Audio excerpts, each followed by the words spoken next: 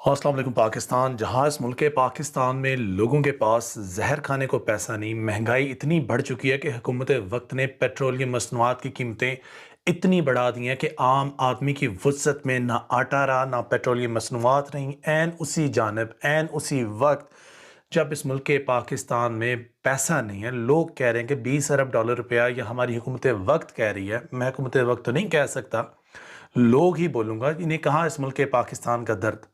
हुकूमत वक्त ये कह रही है कि इस मुल्क पाकिस्तान में हमारे पास पैसे नहीं हैं। ऐन उसी जानब 129 अरब रुपए जारी कर दिए गए हैं उन फंड्स के लिए जो वजारत मनसूबा तरक्की ने चौथी छमाही के दौरान जारी तरक्याती मनसूबों के लिए अख्तस कर दिए।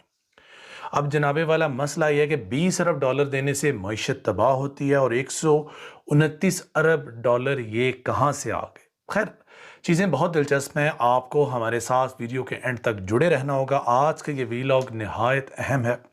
आज के इस वीलॉग में हमें ये डिस्कस करना है और ख़ुलासा भी करना है कि इस वक्त हुकूमत पाकिस्तान इस मुल्क पाकिस्तान का बनाने क्या लगी है। क्या हुकूमत वक्त ये चाहती है कि उस मुल्क पाकिस्तान में रहने वाले तमाम शहरी खुदकुशी कर लें, या अशराफिया ये चाहती है कि इस वक्त इस मुल्क पाकिस्तान में रहते हुए लोग कीड़े मकोड़ों की ज़िंदगी बसर करें। खैर, ये इसका जवाब मैं आप लोगों पे छोड़ता हूँ। स्पीकर राजा परवेज़ अशरफ की ज़ेर सदारत में होने वाली कौमी असम्बली के इजलास में पंजाब इंतखाबात के लिए फ़ंड्स की फराहमी के मामले पर कामा कमेटी की रिपोर्ट मंजूर कर ली गई। अब जो वज़ीर कानून आज़म नज़ीर तारड़ साहब हैं, उन्होंने रिपोर्ट मंजूर करने की तारीख पेश की थी।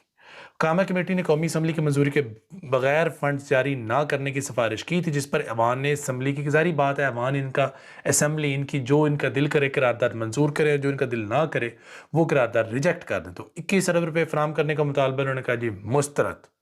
अब वज़ीर कानून जो है, उन्होंने ज़िमनी डिमांड 64A ऐवान में पेश करते हुए कहा कि उसको नोटिस से शुरू होने वाले मुकदमे में अब जज साहबान को लपेटेंगे।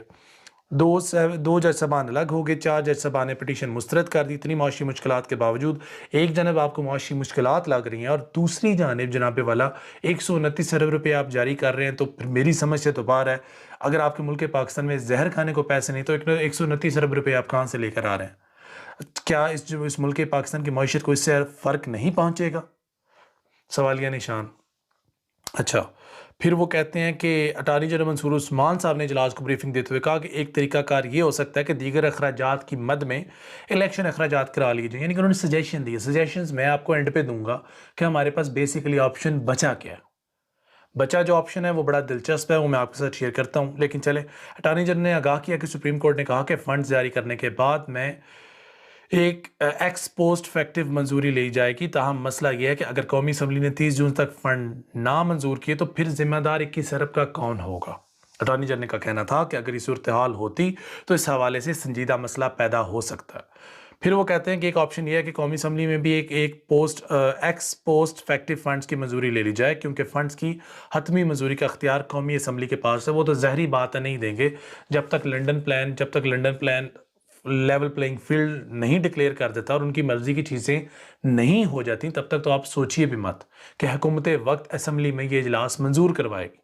लेकिन फिर अटॉर्नी जनरल ने कहा कि कौमी असम्बली ने कहा कि मंजूरी नहीं देंगे तो इसकी एक्स पोस्ट फैक्टिव मंजूरी मुश्किल हो जाएगी। अटॉर्नी जनरल ने तजवीज़ दी कि कौमी असम्बली से पहले मंजूरी ली जाए तो बेहतर होगा। कौमी असम्बली ने कहा मंजूर करना, यानी कि ना देने वाली बातें। फिर जो वज़ीर मुमलिकत बराए ख़जाना है, बिस्मिल्लाह, हम इस ज़मन में समरी वफाकी कबीना को भेज देते हैं, ठीक है, ये तमाशा हुआ। फिर पाकिस्तान के अंदर फिर चूचों का मुरब्बा है, तो इसमें पाकिस्तान पीपल्स पार्टी भी शामिल है। अगर मैं पाकिस्तान पीपल्स पार्टी की बात करूं तो पाकिस्तान पीपल्स पार्टी ने भी कम नहीं किया। उनके जो है एक रहनुमा है, वो कहते हैं कि नवीद कमर साहब हैं जो वज़ीर तजारत हैं, वो कहते हैं कि वज़ीर कानून और अटॉर्नी जनरल की इस बात से इत्तफाक नहीं करते कि कामा कमेटी फंड्स के इजरा का मामला दोबारा कौमी असम्बली को भेजे। इस पर कामा कमेटी के चेयरमैन ने कहा कि कमेटी में इत्तफाक राय यही हुआ है इस मामले को वजारत ख़जाना के जरिए कौमी असम्बली में ले जाया जाए।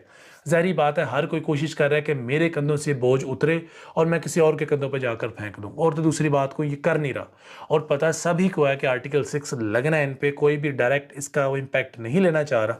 सबकी कोशिश यही है कि वो एक दूसरे पर डालें। चलें, मज़े की बात, ये तमाम तर तमाशा जात आज होते रहे और दूसरी जानब इमरान खान साहब भी कोर्ट में पेश हुए और 2 रुकनी बेंच के सामने उन्होंने एक रिक्वेस्ट की थी, उन्होंने एक अपनी पिटीशन फाइल की थी जिसके अंदर वो ये कह रहे थे कि मेरे ऊपर एक ही नवैयत के केसेस हैं और एक ही नवैयत के केसेस बार बार मेरे पे डाले जा रहे हैं। اور جسٹس طارق سلیم شیخ صاحب کی سربراہی میں 2 رکنی بینچ نے ان کو سنا، ان کو رومسٹر پر بلایا گیا، اور ان کے جو وکیل بیرسٹر سلمان علی صاحب ہیں انہوں نے بھی موقف اختیار کیا کہ ان کے موکل کے خلاف روزانہ کی بنیاد پر ایک ہی جیسے الزامات کے مقدمات ڈالے جا رہے ہیں، اور کبھی ایسا نہیں ہوا کہ پاکستان کے اندر کسی ایک پولیٹیکل لیڈر کے اوپر آپ نے 100 سے زائد، میں ذرا کریکٹ کر دوں، 148 کے قریب ایف آئی آرز ہو چکی ہیں۔ اور تاریخ اٹھا کر دیکھ لیں، اس ملک کے پاکستان کے اندر آج کی ڈیٹ کے اندر کسی جمہوری لیڈر کے اوپر 148 ایف آئی آرز نہیں ہوئیں۔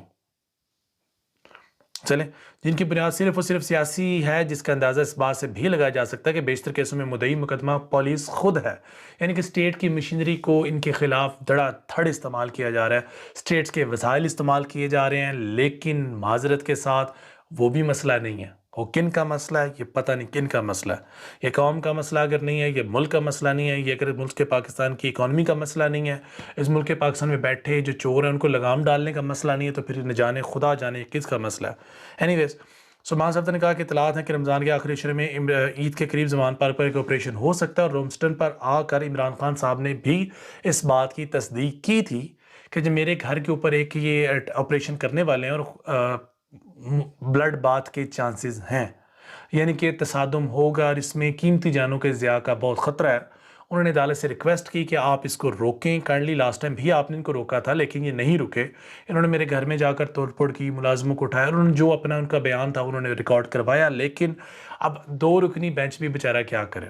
تو انہوں نے ان کی جو پوری رپورٹ تھی یا جو ان کی ریکویسٹ تھی اس کو فل بینچ کی طرف انہوں نے فارورڈ کر دی ہے، لیکن یہاں پر حکومتی جو وکیل تھے غلام سرور صاحب وہ بھی پیچھے نہیں رہے، انہوں نے بھی پھر اپنے دلائل دیے، انہوں نے بولا کہ انویسٹیگیشن اختیارات میں رکاوٹ نہیں ڈالنی چاہیے۔ اس موقع پر پھر انہوں نے شیخ سلیم صاحب نے پنجاب حکومت کے وکیل سے ایک اور سوال کیا، انہوں نے کہا کہ آپ بیان دے سکتے ہیں کہ پرانے معاملات پر نئی ایف آئی آر درج کروانے کی کارروائی نہیں کی جائے گی؟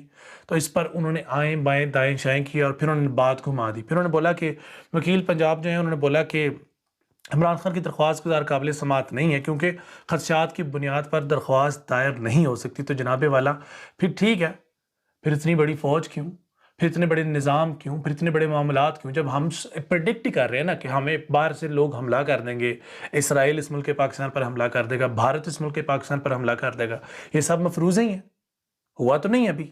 تو پلیز آپ ایسی بات نہ کیا کیجئے جس سے دل آزاری اس ملک پاکستان کے شہریوں کی۔ یہ ادارے یہ کسی مقصد کے لیے بنے ہیں، اور جس مقصد کے لیے بنے ہیں ان کو خالصتاً وہ مقصد پورا کرنے دیجئے، اور یقیناً ان کا کوئی ثانی نہیں ہے اپنی فیلڈز کے اندر، اور آپ ان کو ڈریگ مت کیجئے کرے دوسری ڈومینز کے اندر۔